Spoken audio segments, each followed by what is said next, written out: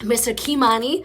Kimani has been active somewhat recently, within a year. He's stationed right now in Korea. So Mr. Kimani in the United States military, the Army, we appreciate you so much. Absolutely. And Mr. Kimani, he's actually a black belt that helped me in martial arts to move over to a Grandmaster Blue Belt. Mr. Kimani is only, I think, under the age of 22, so God bless him on his journey. And when he comes back, he'll be with us back in martial arts, retaining for a little bit further in his black belt. So Kimani, we love you. God bless you. Also, you know, he's a beast. He's such an incredible guy. Mr. Orlanza out there in Virginia in United States Navy, we appreciate you. Mr. Jonathan out there right now, he's active in the Army and he's in Texas right now. We appreciate you. And last but not least, Marcus actually in the Army, and I'm pretty mistaken, I'm not sure, but I think he said he's in DC. So big shout out to Marcus. He's actually training right now to be a drill sergeant. Woo! So big shout out everybody out there in the United States military. We love you guys. Thank you so much for your service. We really appreciate you. We understand what it takes, especially for the families to go through it. So thank you so much. We appreciate you. And now I want to introduce again in the building the infamous artist, Kenneth Ruiz, which is also AKA Mr. Mag Chop. And I met him here in Orlando when he first came down. Yes. With this incredible amount of work you have. I want to announce real quick, please explain briefly your testimony and how you got here. Okay, well, how I got to Orlando or how No, I got... wait. No, how you got to where you at right now, being successful as you are, because a lot of people that are following us have been already watching your work. They've already seen your artwork in itself. And you started off with graffiti. Yes, I started off with graffiti, and then what ended up happening was when my mother passed away, I lost my ability to draw. So I started doing this collage art, and I wasn't showing anybody, and I was just hanging them up. When I ended up having for dinner at my house, the founder of Guy Harvey, Steve Stock, he actually married my wife's friend. That's crazy. And so they came to dinner, and we're sitting there, and he's looking at my artwork, and he says, "Man, you know, this was the thing. You gotta think about the conversation. We're sitting at my house. I know that he's somebody who works with Guy Harvey. I didn't know who he was. Wow. I knew he was big time, and so we're in my house. I'd been to his house before, which was a fairly large house. You know what I mean?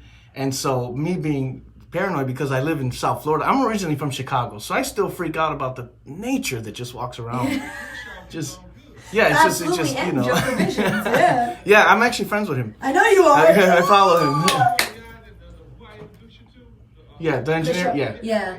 Born and raised Chicago. Oh, nice. Oh, yeah. How about them he's a Bears? He's a diehard Yes. fan. So what ended up happening was we're sitting there at dinner and we're having a conversation. I noticed that he's looking kind of beyond me.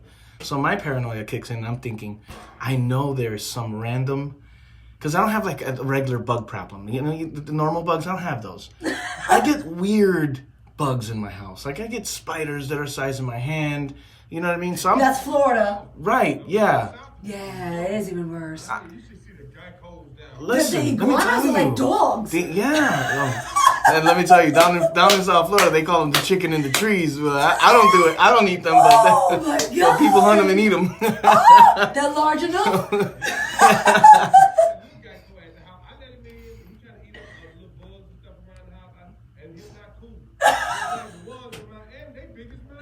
They are. Yeah, they are. Yeah. Yeah.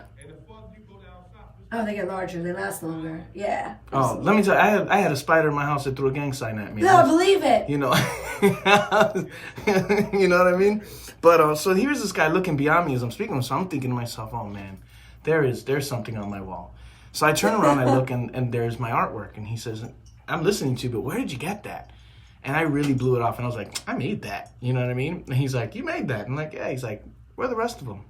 I want to see them all. And at that time, there was only 6. I think there's like 25 now.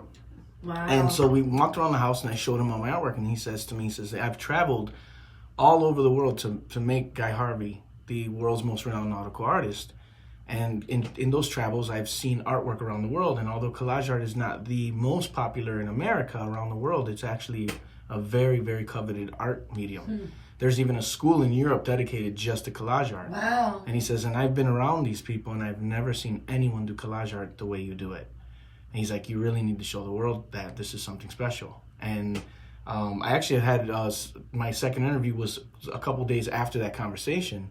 And remember, I was telling you that I lost a job for an arrest. It was a false arrest. Right. I was actually it was a mistaken identity, but I lost 2 years of my life, and I had to go through That's 7 days of insane. trial. Wow. And I was facing 32 years in prison, and I was found not guilty. But I go to this job interview, and the lady tells me that after the first interview, they told me how much they loved my resume and everything about me, and they liked me, and I was hired. Now she's telling me that I'm not hired anymore, and I'm like, okay, well, what happened in a week? And she says, well, I did some research on you, and based on your arrest record, you're a liability. We can't hire you.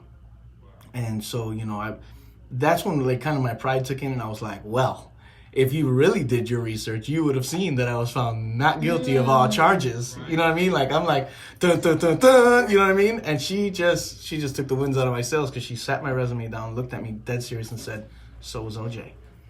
Oh. Yeah, that happened. You can't make this up. I was so mad that I couldn't even be mad. I was just like, hey, yeah, that was a good one. You know what I mean? Yeah. Yeah. Yeah, I actually, when I left, I left the office, and I called my wife and I said, listen, it's going to be rough, but I'm never going through this humiliation again. We're going to start a business, and I'm going to build this business. I'm going to call Steve, and I'm going to say, hey, what do I got to do to get started in this art business and make it happen? And so it's been the last 4 years of lessons after lessons after lessons. And that's how I've gotten to this point of just basically staying the course, not giving up, because it's easy to give up. I talk about that. I have like a YouTube channel that I started, and I actually discussed that recently. I talked about... What's a YouTube channel? It's just MagChop. So you look up MagChop. Everything is under MagChop. MAGCHOP. I actually put up episode 13 today, which is cool. But I talk about some of the things that as an entrepreneur you need to think about. Because, they sell you these dreams. You never hear people talking about entrepreneurs. They're selling you dreams. They're not telling you about the nitty gritty, the relationship. Yeah. Seminars. Oh, forget about it. Mm-hmm. Does it work for you? I'll tell you what works for me. Not so much the seminars, but what works for me is hands-on. So dipping into organizations, nonprofits. That's when I end up learning, honestly, all on my own.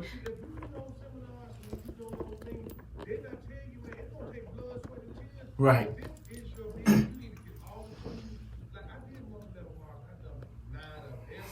Me too. I started there. I just think. Yeah. Right.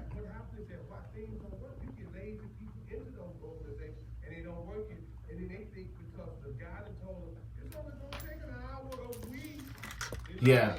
It takes a lot more than So you have been in this business, or in your business, for 5 years? This is my 5th year. And yes. Now, first of all, Lakia Curtis says, what's up? Mr. What's up, Kenny? Lakia? What's going on?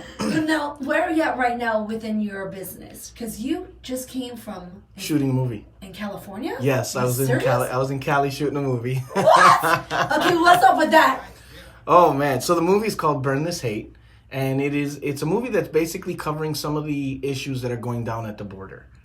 But it's showing a little bit of each side of it. So you're seeing the good people, you're seeing the bad, you're seeing the ugly, you're seeing the vicious. And so I play a coyote, which is the person that gets people across the border or transports people once they're in America. The transporter? Yeah, kind of. But my character is very vicious. Oh no! Yes. So it was very out of character for me. I gotta So see this. you got to see the movie. Let me tell you, I've been on a lot of productions. I have my artwork, and I've appeared in 2 Lifetime original type movies that were made for Lifetime through Concord Films. I've been in a commercial with Paris Hilton and Flo Rida. So I've been on a lot of different sets, a lot of independent films that I've worked with, and I've never experienced what I experienced in California when it came to being on set, when it came to the actors. I mean, they were so good. But this movie is really an amazing story. It really opens your eyes. It makes you think. And being out there and experiencing, having to do some of the things that this is stuff that's really going on at the border. You know, so having love to to be know. involved in that, Yeah. it actually, there was one scene that I got nauseous. I had to walk away Wow. because being in character, I thought to myself, what kind of person really can do this? You know what I mean? Yeah, I would and love to. So you're going to give us information how we can look this up when it gets released. All right.